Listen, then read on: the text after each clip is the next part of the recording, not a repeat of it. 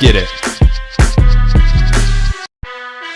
What's going on, everybody? I'm your host, SchuZ Schumaker. Welcome to the SchuZ Show. I hope you guys are all having an incredible Thursday so far. With that being said, though, to kick off today's show, I've got a man that's one of the biggest warriors and greatest warriors in all boxing right now. He's a man that holds a 36-9 record with 20 KOs. He also is the WBC International Silver Super Welterweight Champion. He goes by the nickname The Savage. That's Sam Eggington. Sam, I appreciate you for taking time to come on today, man. Yeah, I appreciate you having me on, mate. I've been looking forward to it, so yeah, man, I'm ready to go. Absolutely. Well, first things first. As always, you go through another fight with Lee Cutler. Obviously, you had some damage come from that fight. How's the healing going? How's the process in that regards been? Yeah, it's gone well. I had 6 stitches on this side, 6 stitches on this side. Mm-hmm. But again, it's all part and parcel of the job, I suppose, isn't it? But yeah, like I say, same old really. I mark up quite easily. So yeah, it's a norm really at this point. I have to ask about that. You know, you have such great respect, especially in Britain. I know everybody out there adores you and loves you for what you bring to the ring. But even those that are true boxing fans, for me in America, I've always loved watching you fight. And you just talk about that. When you go out there, people know that you're going to go toe-to-toe. You're going to go to war. Can you walk us through that mindset? Has that just always been who you are, or what's led to that type of style? Do you know what? I wish, because me talking about myself, it just sounds like I'm big myself up sort of thing. I wish my coaches were here to tell you it. I don't try. I don't act up for anyone. I don't try and impress or even have exciting fights. Do you know what I mean? If I Right. could box like Mayweather and do 12 rounds boxing and not get hit, I would 100% do it. But Mm-hmm. I'm just not that way. So yeah, I don't try Okay. or go out there expecting a war. It's what you know. You revert back to what you know. Um, and I enjoy it, I suppose. So it is what it is. You know, I look back at so many of your fights. You know, so many of these have resulted in you getting stitches, have allowed you to kind of go these different processes and long, extensive healing processes. When you look back at them, was there one or is there one that stands out the most to you that you feel like, you know what, that was probably the most brutal fight I was a part of? The worst one was I, I I defended the WBC silver against a French kid, I think, Mhm. named Keyshawn. Right. If you get half an hour, watch that one back. That was gruesome from start to finish. Hmm. To be fair, I didn't never have there weren't bad cuts. There was little cuts, little nigs here and little niggles there, but there was nothing really bad. But the fight was just a tear up from start to finish. Mm. It was literally forehead to forehead, and we were Yeah. just throwing shots. There was a few things after that fight, but nothing that a few weeks after didn't sort. You know, from the outside looking in, we look at these fights and obviously they look painful to a certain extent. When you talk about that when you're inside of the ring, what goes through your mind? You know, when you're dealing with cuts, so many guys, that's a triggering point for a lot of guys. A lot of guys, they get cuts, their game plan completely shifts. For yourself, it just almost makes you go harder. It almost appears as though. What goes through your mind when you get a cut, when you get something going on, damage that starts to incur? What goes through your mind in that ring? Yeah, to be fair, I wouldn't say lucky, but it it it happened very early in my career. Mm. I was in a British title eliminator, and I had 7 stitches just under my ear Mm. from about the fourth or fifth round. Um, so I've had a lot of time to get used to it. Do you know what I mean? Like it's Right. happened from quite early. But I've also got a brilliant cutsman in Kerry Case. So every time I've had a cut, I know I've gone back to the corner and I've got the man for the job. Do you know what I mean? Right. So yeah, but again, it don't really affect me in any way. It don't make me go harder or do anything different. I just know that I've got to, when I'm sitting in the corner in between rounds, I just got to do what I'm told, sit still and take a really deep rest. That's about it. Now, you obviously are a boxer. You watch boxing, I have to imagine, outside of it when you're in the ring. And when you talk about boxing, I know there's a lot of controversy, especially right now. Turkey just come out and said a lot of different statements about the Tom Yeah. and Jerry stuff. And let's just be honest, you are pretty much the definition of what he's explaining. He wants guys like you out there fighting. Do you feel like there is a problem in boxing where too many guys are not engaging enough? Do you feel like what you bring needs to be done more so in boxing? Or like you said, I is it just kind of think like it's a a double-edged style? sword because, and I'll be contradicting what I just said. Because, Right. like I say, if I could go out there and not get hit, you know, and You and would do it. and win clear points decisions every time, I Right. would. Do you know what I mean? It makes sense. That's the art of boxing, to Hmm. hit and not get hit. Do you know what I mean? But Right. I know Turkey's after, exciting fights. I'm not um I'm not gonna beg, but also if someone else wants to put my name forward, I'd appreciate it. Do you know what I mean? Um, but yeah, that's it. I can't force anyone to go out and have hard fights. Yeah. Because again, if I didn't have to, I wouldn't. Do you know what I mean? Right. And it's always good for any boxer. So yeah, it's fun to watch and it's fun to be involved in. But at the end of the day, boxing is to hit and not get hit. So I'm Right. not gonna, Right. dig anyone out for doing that. All right, so I'm talking the man that is, in my opinion, one if not the biggest warrior in all boxing right now. Outside of yourself, though, you knowing boxers, you've seen boxers out there right now. Who else would you say is maybe your top two or three biggest warriors in boxing today? Do you know, it, it's hard on sex. I don't watch boxing. I'm not. Okay, gotcha. I'm not a huge fan. Really? It's just my job at the end of the day. The only boxing I like is my boxing. Do you know what I Okay. mean? Um, I've never been one to stay up late and watch, the USA shows or Mayweather or anything like that. I Okay. don't watch Friday, Saturday night shows in England. Okay. Um, it's just my job. And I like to watch the heavyweights. Because like you say, it's exciting. All right. But if I'm honest, pal, I don't really have any favourites. All right. That's interesting what you just said there, that you're not even a massive boxing fan overall. And so that's kind of leads me to what I want to talk about your story to this point, because boxing, I know, was not in your plans up until you became a boxer. And we'll talk about that in a moment Yeah. there. But as you've now gone into the sport, would you say that your love for boxing has grown? Or like, do you care more about it overall because you've been a part of it? Or has it always just been looked at in your eyes as, this is just a job? Yeah, nah, early days when I was doing, welterweight and I was British sort of European sort of Mhm. days, I really, really thought of it as a job. I'd never have an after party. The cities I boxed in, I'd get out of the ring after 12 hours, have a shower, be on the motorway home. All right. I generally, it was just a job. And in between fights, I never done anything, until there was a fight date. You wouldn't catch me out on the road, you wouldn't catch me in the gym at all. Mm, But as I've grown up and I suppose I've got a bit mature, I've started to love it more. okay. Probably a bit late for it, but yeah, I love it more now than I ever have before. So, and I wish I could go back and give myself a little tap on the back and say, "Listen, let's take this more serious." Mm, But again, we're here now. It ain't gone too bad anyway. right. But yeah, I love it more now than I ever have. When you talk about post boxing, obviously that day's going to come when you put down the gloves. Do you plan on being involved in boxing to any extent, or when you're done, are you done with boxing? Nah, I think I'll be done, mate. All right. Like I said, I don't watch boxing either. Um, Right.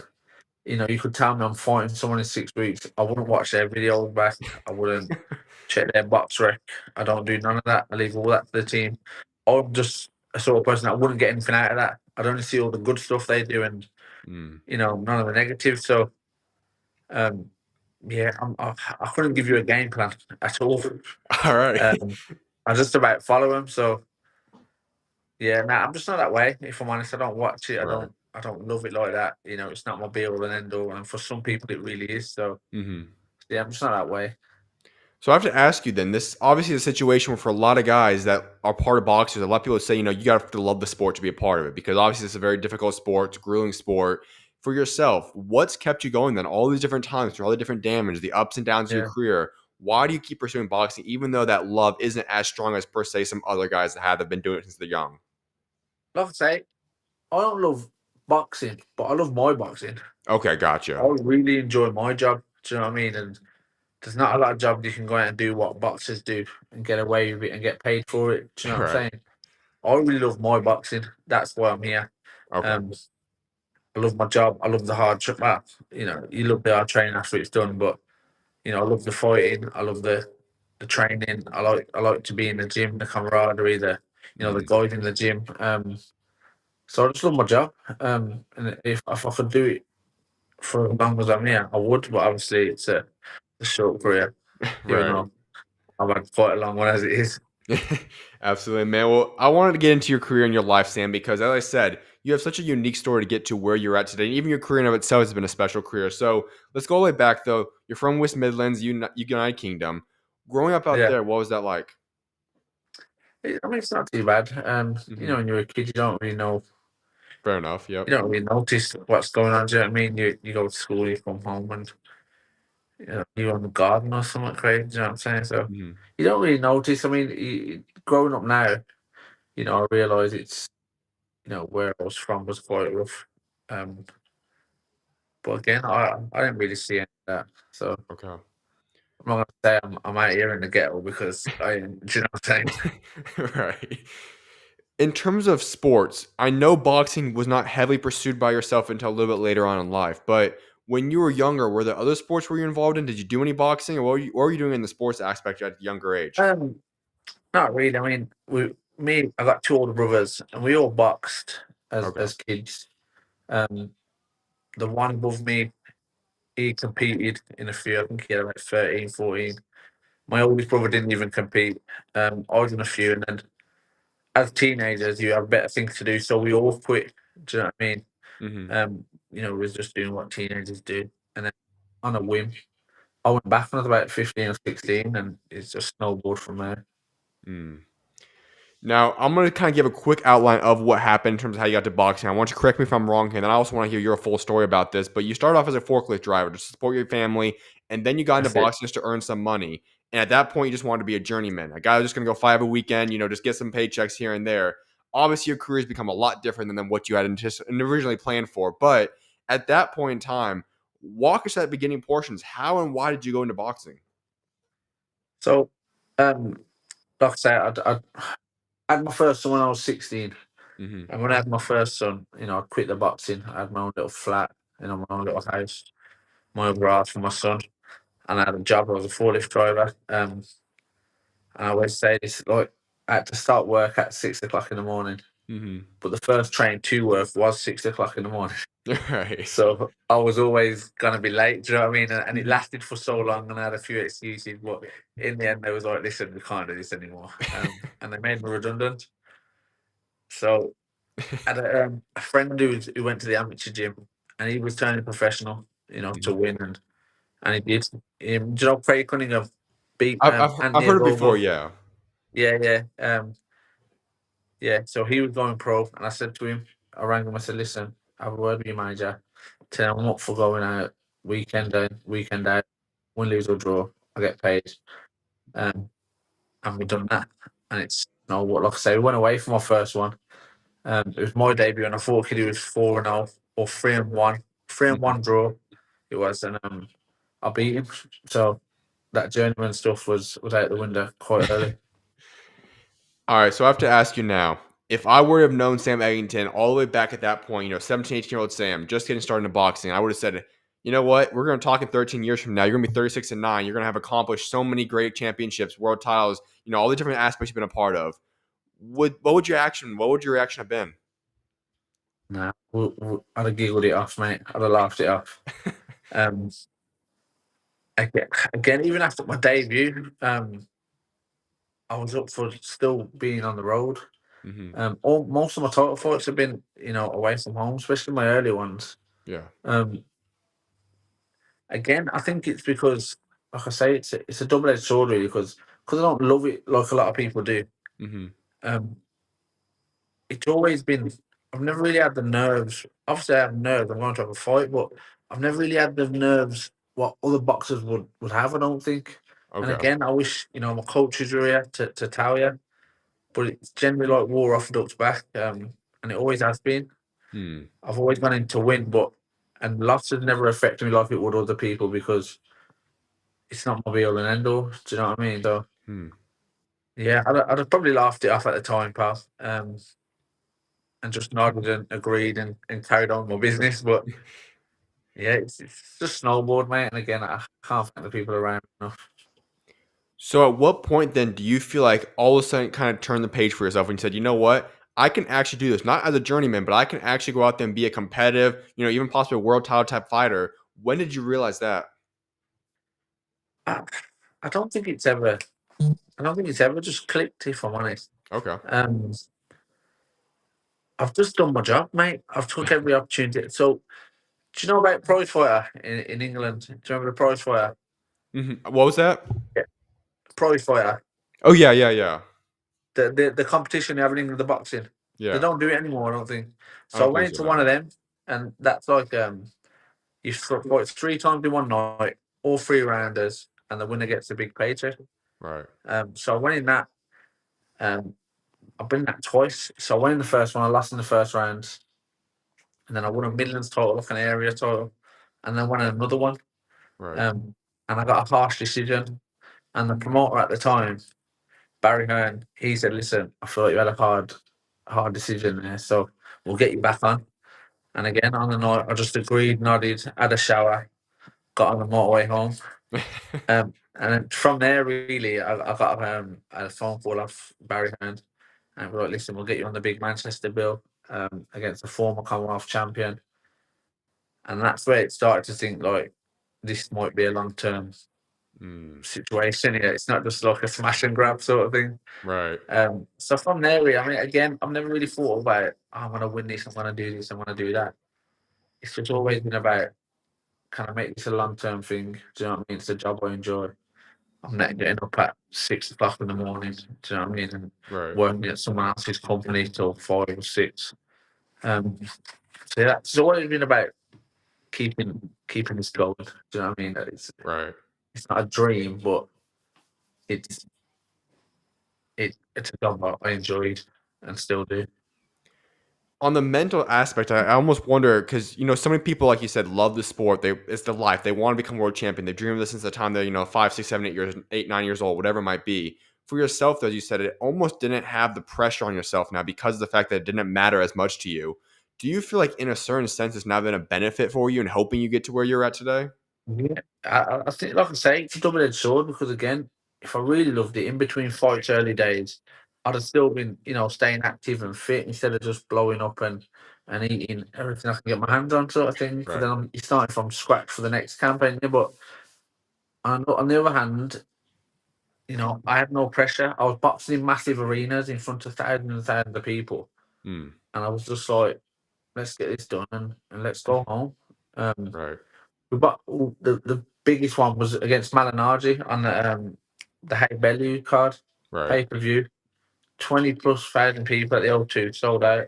We was co-main event or chief support, and again it was like like again, brother. You'd have to ask my coaches because Hmm. I'm gonna I'm gonna say cool things, and but it was just like water for ducks back. But again, if I really love boxing, being in an arena like that and the pressure on people like that, that would freeze some people. Yeah. Do you know what I'm saying? So again, it's a double-edged sword. It's both a good thing and a bad thing, I suppose. Let's look at the overview of your career. You've been Commonwealth welterweight title, British welterweight title champion. You've also become European welterweight champion. Moved to 154, IBO super welterweight world title. Now you're WBC international silver super welterweight champion. There's been a lot of ups and downs throughout your career. When you reflect back on it, if you could pick one moment that you'd say was the best moment of your career so far, what would it be? But,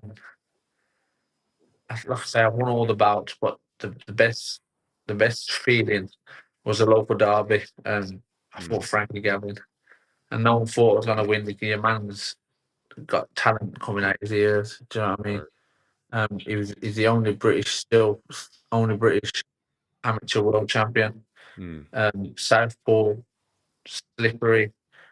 He's good, and I fought him local derby. It got a bit nasty, over social media and stuff like that. yeah. Uh, Fans going at each other, or everyone have a dig. And no one thought I was going to win, apart from my team. And I went out there and I've done a job on him. Mm, And that would probably, nothing beats that. All the bouts, all the big arenas, nothing really beats that one. It was sweet. absolutely. When you look throughout this career, so many fighters go out there and they have a loss or two on the record, and all of a sudden, it's the end of the day for themselves in a certain sense. It really is a mentally draining thing. You've had 9 of them in your career, though. You've lost belts, you've gained belts, you've had so many ups and downs. And obviously, you've talked about the fact of obviously not having the love per se that some other fighters have. But has those losses, have those ups and downs ever been challenging for yourself? It's always challenging. I mean, again, I don't love the sport, but I love my boxing. Do you know what I mean? I'd never want to lose. Do you know what I'm saying? Fair I never enough. want to Yeah. lose for me. I never want to lose for my trainer. Do you know what I mean? I never want to Right. lose for my family. So I'm always on the up sort of thing. But it's always hard. But again, because it's not my be all and end all, this boxing, you know, from quite early, like I said, my first one when I was 16, Hmm. I realised quite early that not much else matters. Do you know what I'm saying? So Yeah. um, it's a very fickle sport as well. Of Hmm. all sports, like I say, if you're a football player, you can lose 4 matches in a row. Yep.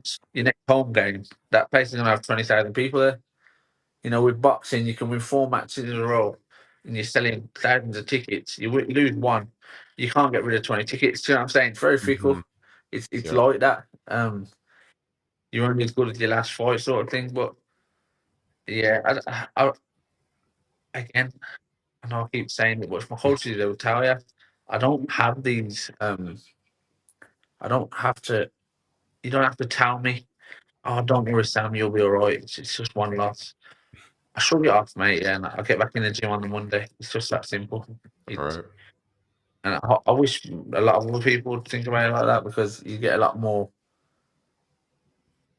50-50 fights. You know, there's a lot of people losing and having 4 gimmies. Do you know Yep. what I mean? To get the confidence back up. I've never needed that. You know, you could chuck me in with anyone after any fight, whether I've won or lost, and I'll Mm. pull it all in again. So it, it's a hard. Like I said, I don't like to comment on any other boxer. Right. But, you know what I'm saying? Who am I? Do you know what I'm saying? But that's just how I've been. I've never really needed it. You know, what you just talked about is actually a question I wanted to follow up with, and that's the aspect of look at your record. You were probably the exact testament of saying, you know what, you can lose, you can get back up again. You've lost, you got another belt. You've lost, you've made big moves again. You've lost, you had big wins. When you talk to, like, let's say I am a fighter that just lost my first, second, third fight in my career. Why should I be confident that I can keep on going? Why should I be confident that I can reach back to the top of boxing again? Again, if you look through history, brother, there's a lot of people Yep. that have big names that have lost. Do you know what it is?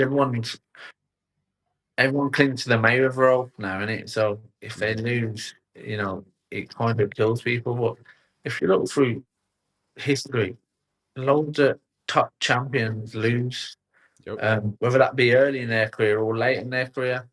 I always tell people, listen, this time next week it'll be a bad memory. Hmm. Don't stress it. Do you know what I mean? Don't overthink these things. If you thought you was a good quality boxer and you can do stuff Right. before tonight, then you should still think that whether you won or lost or drew. Do you know what I'm saying? So Hmm. I always say, listen, next week will be a bad memory. As for yourself now, when you go through this journey and you talk about all the different things you've been in position for, there is one report I wanted to go ask you about. It was a 2023 report. Sam Eggington was told this month that he isn't a fan-friendly enough fighter to fight on Box Sky Sports. I don't know what Yeah, exactly we're talking about there. I know you probably have heard about yeah. that by the laugh right there. I just have to ask though, what went through your mind when you heard that? Do you know what it was? My manager, he rang the bloke up from Sky. I don't know who it was at the time. He was Ben Shalom, Hmm. and they said something. They said something about. I don't know what they said. It was something along the lines of Sam's good, but he don't do this. I don't know what it was, but in other words, what I done weren't enough. It was kind of a down word. Like my manager at the time had to say like he put out there and said, "Listen, it is what it is. I got it wrong," sort of thing. It was the way they said it, and my manager just come out of it and he told the news like Spire said Sam's not exciting enough. But I think what they said was, I don't know what it was they said, but in other words, they said Sam does this, but he doesn't do this, so he's not on this show, sort of thing. Mm. And my manager just went, Sam's always exciting, so obviously he's not exciting enough. And whatever it was at the time, they jumped on that. And then Sky rang up my manager, and was like, "Listen, is there any chance you can take that back? It's all over the papers." It was all a big sum over absolutely nothing. But Okay. um, Another thing I have to ask you is you come up with the nickname The Savage. I don't think you could have picked a more accurate describing name for yourself than that one, but I have to know the backstory. How did that nickname come to be? um, my coach, my coach and manager, John Pegg. Hmm. Um, like I said, that prize fight I was in, the first prize fight I was in, was Okay. an early day. I think I'd had 3 fights and I was in the prize fighter. It was my first TV fight. Like I Right. say, 3 fights in one night. 6 fighters and you fight, and it's like a knockout tournament to the top sort of thing. Um, and I lost in the first, but I had a war, an absolute tear up with this kid. But I fought him again, Hmm. years after for the British title, and he could just punch with both hands. Everything he done hurt, and I had a war with him. And it was after that one, coach sprung the name out, the Savage, Mm, and it's stuck. And like I say, I've lived up to it from what I've been told. absolutely. I want to go back to that 3 fights in one night situation. Obviously, that's quite an excessive type of thing right there. It's not something I don't think they're going to allow too much of happening anymore. But when you talk about that, what is that experience like? It was, like I said, they've done it for years. If you put it into YouTube, Google, anyone would watch it. It would, and everyone watched it because, like I say, there was only three-minute rounds in each fight, Gotcha. and I had the last fight. It was like the last fight. The winner got a nice paycheck, and it kind Mm, of halved each time. Do you know what I mean? So right. people would just go all out in it. I done good numbers for Sky for years. Hmm. I don't know why they stopped it. If I'm honest, people still want. But I never got to the last fight anyway. Right. The first one I lost in the first round, and the second one I lost in the second round. But that's the one where they all thought I'd won. But Hmm. again, it is what it is. It's an experience. But yeah, 3 fights. If you got to the final, each fight was 3 rounds, 3 minutes a round. Okay. I know I asked you earlier in this interview who was the toughest opponent you fought in terms of, the most brutal fight you've gone through. But when you look back on the most skilled fighter, the person that you'd say was the best overall talent, all around put together package of a fighter, who would that be that you faced in your career? I would say I fought Liam Smith, Yeah. and Liam Smith does. You know, I don't want to say bad things, but he's not a super big puncher. Hmm. He's not. He's like 90% all around the board. Do you know what I mean? You Yeah. got some people that are just quality boxers, 100%, but they can't really punch. Hmm. Some people can punch, but they're not great boxers. Liam Smith, all around the board, 80-90%. He's just quality at everything. Everything he does is for a reason. And when Hmm. you're boxing, you can see him thinking it through. Do you know what I mean? If he's on the ropes, it's probably because he wants to be there. Right. If he's got you on the ropes, it's because he's put you there. Do you know what I mean? It's not an accident. Right. His jab was unreal. Yeah, Liam Smith all around the board, just 80-90% all the way. Like I say, you've got kids that have got quality feet, but they don't hit very well, and the jab a bit not very good. Or you got Right. people that punch like fuck, but their feet shit. Do you know what I'm saying? But Yeah. with Liam Smith, it was just 80-90% all around the board. It was always going to be an hard night. Mm. All right, so this kind of gets up to the current time, and I really want to get into that. I know we briefly brushed over the Lee Cutler fight, but let's go into that one now. You find Easter Sunday, Lee Cutler, he's 15-1 at the point in time. Obviously, you get your clash of heads, and the fight gets stopped in the ninth round, but you go through that fight. Overall, just the 9 rounds that you guys did get in there, what was that fight like for yourself? Honestly, we had the cuts. I was talking to my coach about this the other day. It was genuinely an easy night. He was quite physically strong, Hmm. but he couldn't punch. He wasn't a super good boxer. He was decent, but it was an easy night by the headbutts, really. Um, Hmm. and again, the judges had it that way. Um, I think we had 2 rounds. We were only doing a 10 rounder. We had 2 rounds left when it was stopped. Yeah, Um, and I thought it was an easy night. Like I say, about the cuts, about the headbutts, it would probably been an easier night. Do you know what I'm saying? But fair enough. Yeah. again, it is what it is. A W is a W, and we move on. I know that there was a lot of controversy happening after the fight. I know originally you guys said, it could have been a rematch. And according to a story I read about, you guys went and met each other in the hotel, all seemed to be cool. And then things kind of took a weird turn afterwards. Yeah. At that point, you said that, you're going to be petty a little bit. You're not going to make the fight happen this year. Can you just take us through what all exactly happened after the fight from what we do not see or know about? So obviously after the fight, we see each other in the hotel. Mm-hmm. Yada yada. You're okay. You're okay. Yeah, sweet. Good fight. This, that, the other. And I actually said to him, I said, listen, because of the way it ended, they're gonna make us do that again. Mm-hmm. But we can add a few more zeros to both of our purse. Right.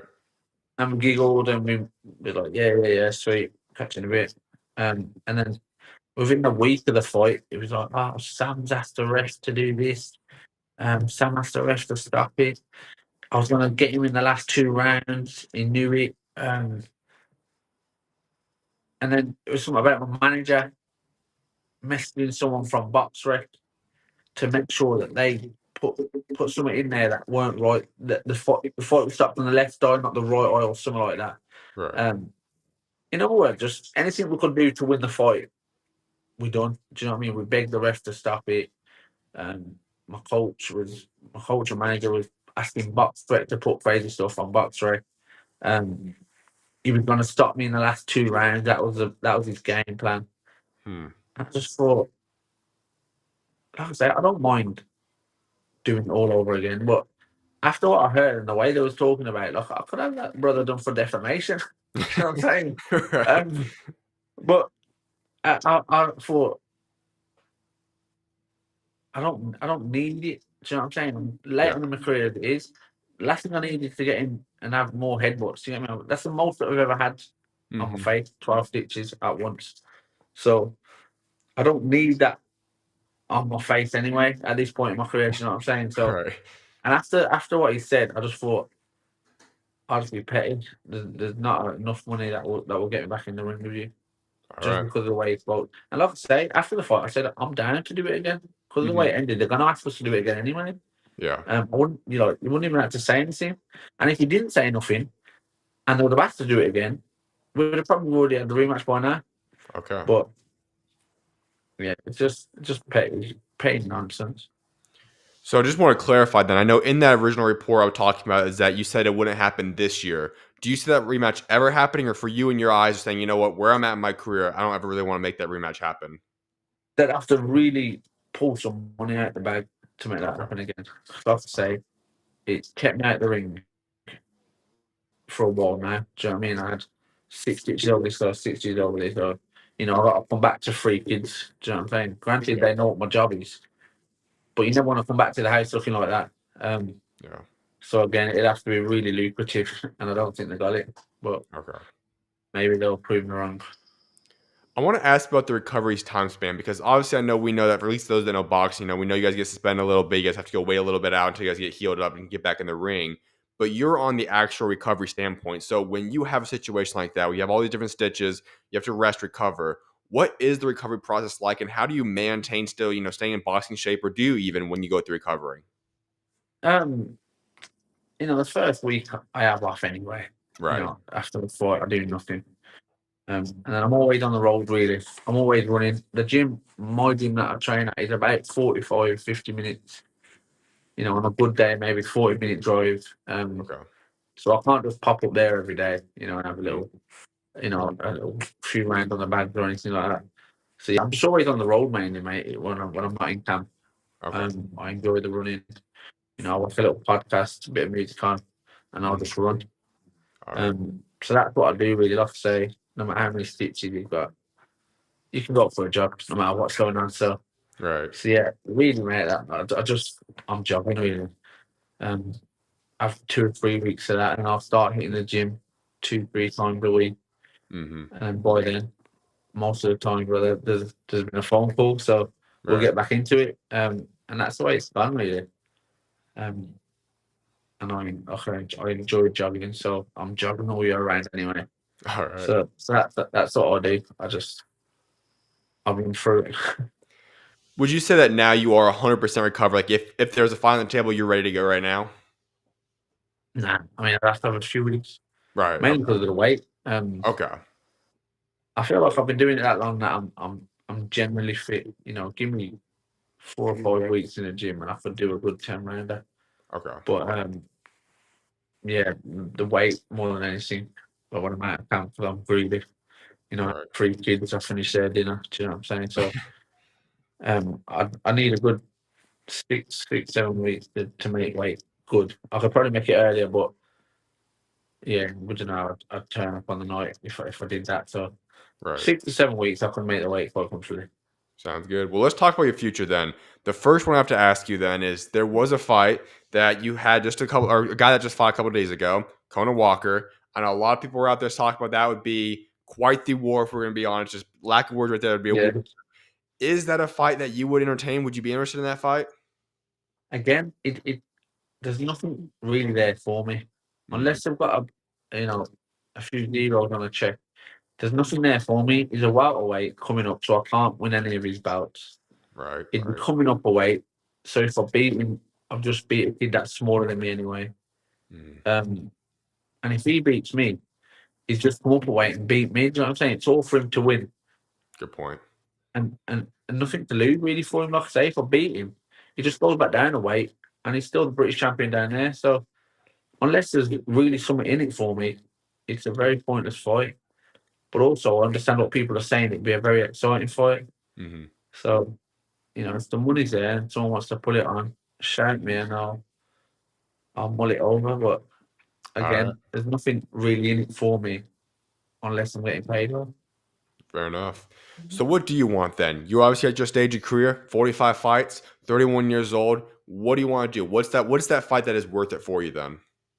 Like I say, at this point, I've won everything from area titles. I've won every international. I won Yep. the IBO World at Super Welter. I won the WBC Silver at Middle. Hmm. I've won all the belts. They're on patching dust now. Do you know what I'm saying? So Yep. it's all about the money at this point. Okay. And the good fights. Like I say, I enjoy my job. So as long as I'm not in there playing cat and mouse and we're having a good fight, then that's what I'm here for. I want to get paid well. I want to do something that I enjoy. And that's what I'm doing.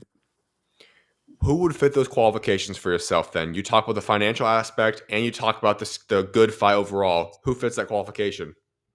I have to say, but I don't watch it. I don't watch Okay. box. I don't know who's at more weight. I know there's a few British lads. I know Sam Gilly rang the other day about the British because he had someone pull out on him.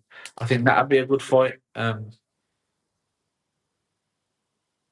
Worldwide, I couldn't tell you, brother. I don't know. Okay. I'm not really. I can't remember the last time I was on BoxRec or the rankings at all. Okay. I can't remember. I couldn't tell you the boxing show I've watched. You know what I mean? Hmm. Um, Again, reel me some names off, and I'll probably know, but it's just not my thing. I don't really Right. watch it. Well, let me pull up a few names for you right now. I'm trying to think of a couple guys. Cause I know, well, one of them is, I mean, Josh Kelly, I know is in the mix right there, but I think he's going to get the Yeah, Bachram fight. I think that's kind of been quietly discussed there on that end. Would that be a fight you'd consider if that was I available? think we'd fight. Again, I don't know where he's ranked with the governing bodies, but Hmm. if he's ranked highly, then yeah, it's well worth it. Right. But I don't think he's got any belts or anything else that's there for me to win. Do you know what I mean? I'd say if he was highly ranked to the governing bodies and I beat him and I grabbed his ranking, then yeah, it's definitely a fight that I'd consider. So you'd Um, mostly want somebody that's ranked then in the governing bodies then? I need to be Okay. to be pushing me towards something bigger. Do you know what I mean? Right. Um, like the last fight, it was only because I was coming off a loss that I took that cut the fight. There was really nothing in it for me. Right. Um, but I had to get back with a win, live on TV, and I did that. Um, but yeah, something, with the money aside, it's got to be something that really pushed me up the ranks. Right. And exciting, I suppose. I was like a fight, but people know that, so that's why they do the opposite, I suppose. Yeah, I know. Just looking through the actual rankings, then I feel like one of the only guys you'd be able to go fight that's domestic type fight would probably be Josh Kelly. You have Aguiarco. He's gonna be a guy you could possibly fight too. He'd be in the mix there, super welterweight. Yeah. I mean, you have a few guys. Would you be open then, I guess I should say, to fighting someone from another country? Then? Would it be something if you come over to the United States to go somewhere else, would that be on the table ever? Oh, 100% off, say. Check my record, brother. I don't mind traveling. Okay. Yeah, the first trip away weren't great. It weren't great, but All but right. say a lot of things. It just weren't great. Went to Australia, it weren't good. Mm-hmm. But all the things that was wrong with that one, I would definitely put right for the next one. Do you know what I'm saying? But Fair enough. Yep. yeah, I'd love to travel and fight again. I feel like I need some redemption for myself. Do you know what I mean? Because I really went to Australia and I practically give it away. I think Mm-hmm. I threw about 400 punches over 12 rounds. And I normally throw about 400 punches in 2 rounds. Do you know what I'm saying? So Right. yeah, I just give it away. So I'd love to get some redemption and just not for anyone else, just for me. Do you know what I mean? Like Okay. to win anywhere else but my home country. Because when I did go to Australia, I really threw it out. Mm-hmm. So Threw it basically, I guess I should out. ask you this perspective then. If you could pick anything, or have you even had any talks yet, would it most likely? Because obviously, the only thing I think would fit all your qualifications that would be fighting another country. Then would that be something that you actually want to pursue? Like if everything was on the table right now, would you, if you could pick anything, would you choose to go find another country right now and go fight a top ranked guy? Yeah, like I say, I, the money Turkey's thrown about, that's just a given. Anyone's going to go there, but I'd also love a USA date. Mm-hmm. I think I'd be good if I mean, I don't know how long I got left. I've probably got a good 2 years. But if I retired without a fight in the US, I think I'll be a bit gutted. But again, I've never had an offer. So, people always say, oh, they'd love your style in the US. And I'm thinking, I've never had an offer. So, I don't know. But yeah, I'd love to, like I say, just some redemption abroad. But if I had a choice, just anywhere in the US, whether it be one of the big ones or just one of the small ones, anywhere, just Okay. a USA date. But again, beggars can't be choosers. All right. Well, you just add another aspect. I know a couple years ago in one of your interviews you said that obviously you don't like talking about retirement too much, but I do have to ask you a little bit about that aspect because obviously, like I said, you are only 31 years old. That still is the physical prime for yourself, but you got into the sport at a very young age. You're at 45 Yeah. fights in your career at this point. Has that crossed your mind at all? Like, have you ever even sat down and said, you know what, when do I want to get out of the sport? Or have you just said, you know what, I'm going to keep going to the tires fall off? Do you know what? I have, well, after the Baru fight, had a good few months off. I even had a little job. I'd never retired, but I got a little job, and it was only for about a week or two. Mm, Um, I got a phone call off my manager, because I was still doing bits, and I said, "Listen, I've got a fight in Canada for the IBO World again." right. So I quit the job and I was straight back in. So I have thought about it, but I've never been in a fight camp and thought about it. Do you know what I mean? Gotcha. So I've lost and I've been, in two mind and I've got a little job. But whenever I'm all in, I'm all in. Mm, And I feel like boxing, if you're not all in, it's a very harsh place to be. Do you know what I yeah. mean? So it's hard enough as it is. I know there's lads that work and box at the same time, and they're better men than me because I personally couldn't do that. Um, but yeah, I've always been all or nothing. I mean it, just know I'm in it for 100%. Do you know what I mean? Right. And if I'm out, then I'm all out. Like I say, when I retire, you'll probably never catch me with a pair of boxing gloves on again. Okay. But I know that I'm not at that point. I know if I retired right now, give it 3 months, and you do Sam Mhm. boxing in a small horse show local, trying to gain his ranking back. So I'm never going to do that. I know once I'm out, I know I want to be out. Okay. That's it. And I know I'm not at that point yet. So there's no point in showing myself up to retire to then Right. turn up next week and say, actually, I am retired and I'm still boxing. So Right. I'm like that. I'm very all or nothing. And I know for a fact once I've retired, everyone will know because you won't see me. All right. Well, is there any goal that you have then? Because obviously, I know one thing that I could stand on paper right now because we have a guy in Derek Chisora who's obviously going to go out for his 50th fight and that kind of his grand finale. You are in reach of that. 45 fights already. 50 is definitely in range. Is that a goal you have? Like, do you want to say, I made it through 50 fights? Is that something on the table? Or what's the goals you want to accomplish before you do call it quits? I, I don't really. I mean, I've never really Okay. had a goal of anything. All right. Did I think I'd have this many fights? Probably not. But I'm here now. All right. But I've never really had a goal like, oh, I'm going to hit 50 and I'm out. But also, I'll never finish on an odd number. So Mhm. if I'm on 49, I'm definitely going to have that 50. All If I'm right. on 51, I'm definitely going to have 52. But I've never really had a goal, mate. Okay. And like I say, I'm all in or I'm all out. So if I fought today and I was out and I was on, how do I say, 58, 48, sorry, I Hmm. would just be out. I wouldn't think, oh, let's just push for the next two to get the 50. Okay. Um, yeah, again, I wish I had more for you, but not really. But I've just my job again. Okay. I do it because I enjoy it. I'm not counting my fights. A lot of the times, I don't know how many fights I've had. I'm Hmm. just fighting. I'm just enjoying it. So now I never really had a goal. All I right. always want to win, and that's about it. Now, I know when I first transitioned into this topic, you did say, maybe couple more years you have left in this sport overall. Is there signs that you're going to look for? Like, is it something that you'd say, you know what, I just want to spend more family time? Is it a health aspect, or what's some signs you're going to realize and say, you know what, this is probably time for me to move on? I think again, like you just said, I'm at my prime.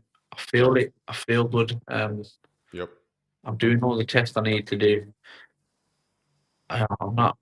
I'm not on the way out. My last fight was as good as my first title fight. Agree. Do you know what I'm saying? So I feel good. I feel like I've balanced a lot the boxing and my family life quite well all Okay. through my career.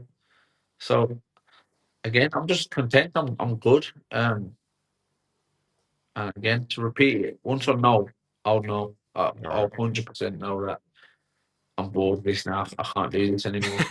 All right. Um, and I'll be done. Um, so yeah. Well, I guess I have to say, just to confirm this, then for fans, I know obviously love watching. That's myself included there. So we still have quite a few more good years of Sam Eggington, possibly. Then. Fingers crossed, brother. Like, all going well. All Again, right. if it, I say I got 2 good years. That's if they're going well. Yeah. If I go downhill on my next couple, then I'm out. I'm All not right. stupid. I don't want to diminish what I have done Fair enough. just by going on the road and and earn some money. If it's all going well, I've probably got 2 years. If I start feeling the pressure in the next couple, All right. Sounds then good. I'll be out. Um, but I feel good. I feel good in the gym, and again, and I'll keep saying if my coach did that, tell you the same. So yeah, at the moment, I have no. The only reason I'm saying 2 years is because I'm trying to be smart about these things. You know what I'm saying? I'm not Right. trying to hang about too long, although I have been here quite a while already. Hmm. But we'll see. We'll see what happens. All right. Well, this is completely off topic from anything boxing related, but anybody that goes to your X account, you're constantly posting about Wagyu Cash. I have to know what's up with that. Oh, brother, let's just say it was a bad investment. Yeah. Um, it's a bad investment. Don't listen to me. Put your money in your pocket and keep it safe. It's a bad investment. Don't ever listen about my investments on social media because I get so gassed about these things and all of a sudden it ends up to nothing. So yeah, don't listen to me, man. Anything crypto, do your own due diligence because this is not financial advice. No, I did realize something because I know you had a lot of posts about that, and it's been about a month or so without posting about it. So is that when you kind of realized that's not the thing to go down? Nah, what it was, a meme crypto coin, Right. and they got over to me and they said, "Listen, if you can promote it, yeah, that would be this much money to promote it." Okay. And I was just like, I know that I don't know the geezer, but I know the geezer's done a lot of other crypto stuff. It's not just a scam. Hmm. But this one just didn't go well. Gotcha. I put a bit of money in. They gave me a bit of money, but it just didn't go well. Mm. You win some, you lose some.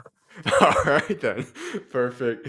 Well, I've got one final question for you, Sam, and that's in regards to something I was like wrapping up every interview with. Is talking about your legacy. You have quite the story, and I know you still have a couple more years. Obviously, up in the air, should say, how many more years you got left. But one day you will put down the gloves. When the day happens, what do you want fans? What do you want people to remember Sam Eggington for what he accomplished both inside and outside of that ring?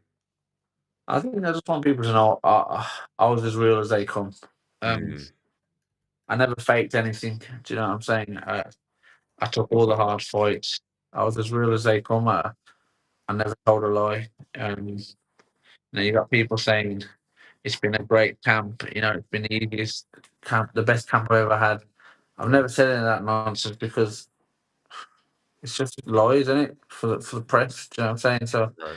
I'm as real as they come, brother. I've took all the fights, all the hard fights. But mainly, as long as everyone outside the boxing knows I was a family man. I love my Mhm. kids and my other half, and that's about it, brother. All right. Like I said to you at the start, boxing's not the be all and end all, and I realised that quite early. All right. I love that. Well, Sam, I appreciate you taking time to come on today. It's an absolute blessing having you on the show. Of Appreciate you, brother. Anytime. course, you're always welcome on, man. God bless. Cheers, mate. I appreciate everybody for tuning into that interview. I'll have it clipped up, edited out, and then posted on my YouTube channel very, very shortly. I'm going to go on a short break, and then we'll get into the remainder of the show right after that. I'll see you guys shortly.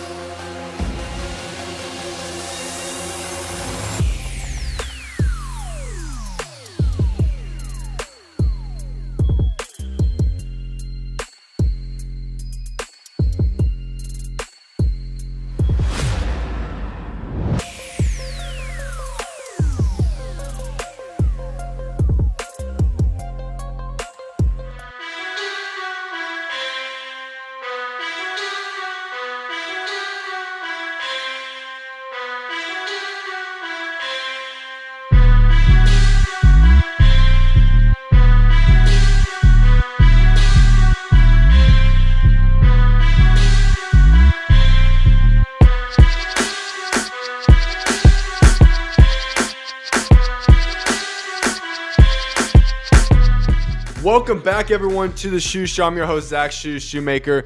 Let's get into some boxing topics today. What we're going to be discussing on the remainder of the show will be a fight preview of the two fight cards going down tomorrow on Friday. And then I'll be getting to, well, it's just a little bit, a couple of boxing news updates that have come out. For those of you that are tuning in, though, if you guys want to have any discussions on today's show, you guys want to have your chats or questions or comments or whatever it might be, leave it in the chat, and I'll make sure to address that on the show. So put those comments, put those topics up in the chat, and I'll get right to them as soon as we get to it. So let's hop into it now. Upcoming fights going down in the United States of America tomorrow night is the return of none other than Deontay Wilder. He'll be fighting Tyrrell Herndon, a heavyweight main event clash going down in Wichita, Kansas tomorrow night. Before I hop into a preview of this fight, we have breaking news that came out this morning. Deontay Wilder and trainer Malik Scott have parted ways ahead of his fight this weekend. Deontay Wilder's statement said this: "We're brothers and always will be brothers. We talk all the time and there's nothing bad between us. Sometimes things change, and this was one of those times." Deontay Wilder, his new lead trainer is now Don House. My thoughts on this. Hallelujah. All due respect to Malik Scott, he and Deontay Wilder were not the proper pairing to be together. It was a lot of stuff that did not go right when Deontay Wilder switched over to Malik Scott. It was not the right pairing. He didn't hold him accountable in the right ways. He did not develop Deontay Wilder in the ways he needed to, and that was very much so evident in the ring. This is exactly the move that so many people have been saying Deontay Wilder had to make, dating all the way back to 1 year ago when he lost to Zhang Lijiang on June 1st of 2024. That is what we all were saying. In fact, many people started saying that even dating back to the Joseph Parker catastrophe on December 22nd of 2023. These were things that people noticed and said, you know what? A change has to come. Malik Scott and Deontay Wilder were not supposed to be together. It was a horrible pairing together. And now, I will add this. Deontay Wilder finally making a change with his trainer and getting rid of Malik Scott, to me, makes this fight weekend a little bit more intriguing. I'm not going to be out here saying, listen, he's 100% back. He's in world championship status. No. But what I will say is that from what it sounds like, he has gone through a revamping of the mental fortitude of his mind. He has sought mental health experts and got better in that regard. He's been very open about that the past couple of weeks. But on the large scale spectrum, he is getting rid of the guy that I believe and many believe was the downfall and a large portion of the downfall to Deontay Wilder's career. I am not saying, once again, that Deontay Wilder is a guaranteed shoot back up to world championship status. What I am saying is that the beginning portions of him realizing that Malik Scott's not the right guy and that it's time to part ways is exactly what his career needed. And because his mental fortitude his mind was wise enough to go out there and say, you know what? I think it's time for me to make a change. That in of itself shows that there have been results in the mental aspect for himself. And so if you have the mental aspect kind of altered for himself now, as well as getting rid of Malik Scott, those two components are very, very promising for me. To the extent where I'm willing to say this, all of a sudden, I'm a little bit more intrigued to see what's going to happen this weekend when Deontay Wilder returns to the ring on Friday night. I'm not sure what's going to happen exactly long term, but those signs are things that point to me being a lot more excited about this return. It's a lot more inspiring. Let's get into a preview of this fight. I've already said a little bit about this, but let me just put it out this point blank straightforward for you guys. Deontay Wilder, one of the best American heavyweights that we have had in recent time, if not the best heavyweight, actually. He is 43-4-1, 42 KOs, one of the greatest knockout artists in all of boxing history. He is returning against Tyrrell Herndon after taking over a year off in Wichita, Kansas. This will be a 10-round bout, but don't you guys worry about that. This fight's not going 10 rounds. When you look at Deontay Wilder, he knew he had to make a fight just to get his confidence back and get his get back and get ready to go fight potentially on some form of level in the future. He cherry-picked the living crap out of this guy. There is no business in him fighting Tyrrell Herndon. This is a guy that is cherry-picked to exactly be fit for a Deontay Wilder spectacular KO. And I'll just put it like this. Deontay Wilder must have a signature Deontay Wilder KO if he wants his career to continue moving forward. I believe that's what's going to happen. Because if Deontay Wilder gets to the later stages of this fight and is still not doing any damage to Herndon and still is not in a position to knock him out, there's going to be legitimate problems there. This is a situation where Deontay Wilder must have a signature KO tomorrow night. And my personal prediction here, Herndon's a 37-year-old guy. He's a modest resume. He's fought FA job by Richard Torres Jr. he's going to get knocked the lights out of him. This should be a very early finish if you're Deontay Wilder. The hope for this fight is that Deontay Wilder will head out there and get a knockout within the first 4 rounds. I feel like that is a very possible outcome. It has to happen. That's what I expect to have happen. Wilder needs to go out there and make a statement. I believe that job will be handled appropriately tomorrow night. The other main event going down tomorrow night is a fight going down out between Herndon Mbilli and Sulecki. A WBC interim super middleweight title fight going down. Obviously, Herndon Mbilli. He's made a 28-0, 23 KOs. One of the top guys currently in the super middleweight division. Fighting a man who has been extremely experienced. The 33-3 record, 13 KOs. This will be for the WBC interim title in Quebec City. And Billy is a man that has gone through a lot of stuff to get to this point. He's number 1 in the WBC, coming off a very hard-fought, good win against Sergey Derevyanchenko, and he should be eyeing a future fight against potentially even Canelo Alvarez. And if not Canelo Alvarez, somebody else in the high rankings of the super middleweight division. And Billy's a relentless pressure, explosive combinations, excellent body work. I feel like the biggest thing for Sulecki is that he is a man that's extremely experienced. He's been in the ring with some of the best fighters of this weight class. He has seen a lot of stuff in this ring. With that being said, Mbilli should win by late stoppage. His pressure should wear down Sulecki in the championship rounds. He'll get the win and then head himself into a position of being the WBC interim super middleweight title holder. That's what I see happening. As well as that, the other fights that are notable going down on tomorrow night's card. Dion Nicholson fighting Devontae Williams at light heavyweight. Then you'll have Makamudov fighting Ricardo Brown at the heavyweight division. Johan Orbido, he'll be fighting against Osadon in the super lightweight. Wilkins Matthew, he'll be returning, as well as Stephen Butler versus Jose de Jesus Maciej, super middleweight fight there. Those are other notable fights going to be going down on the 2 cards tomorrow night. With that being said, though, let's hop into some boxing news. The only thing I have for you guys today is in regards to a statement that Keyshawn Davis has now come out and said. This is what he said. First statement he's had since, the disastrous weekend that he and his brothers had. For these past few weeks, I've reflected over my actions, and I apologize to everyone that I've affected. I let my supporters down, especially the youth that looked up to me. I will set a better example. Thanks to everyone that's still checking up on me. All love. Hashtag all love. And in the end, the truth will reveal itself. Hashtag God body. All right. I'm glad he finally made the statement. And in all honesty, I'm glad he came out a little bit later. I feel like the timing was done right. I'm not sure if that was a PR stint or whatever it was. Keyshawn Davis put himself in such a train wreck of a weekend that if he would have just come out quickly, it would have seemed forced. I hope he is dwelling on this.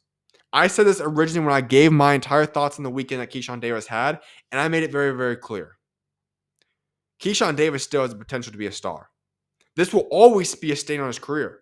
You will never be able to remove what he did over that duration of that weekend, that 36, 48 hours time span. Never can remove that. But what you can do is redeem yourself. What you can do is move forward. And Keyshawn Davis has the skill set, has the talent, and I believe that if he makes the proper changes from up here, that his remainder of his career can be special.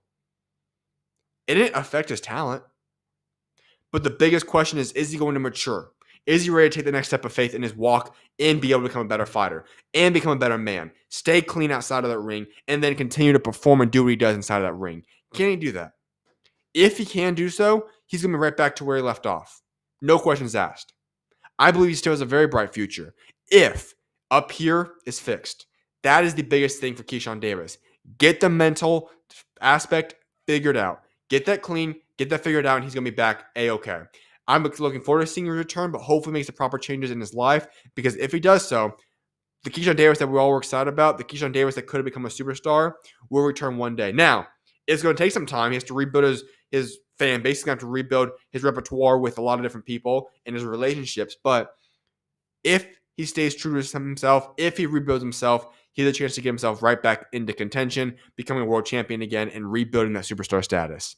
With that being said, though, I appreciate each and every single one of you guys for tuning in to today's show. I hope you guys have an incredible, a blessed rest of you guys Thursday.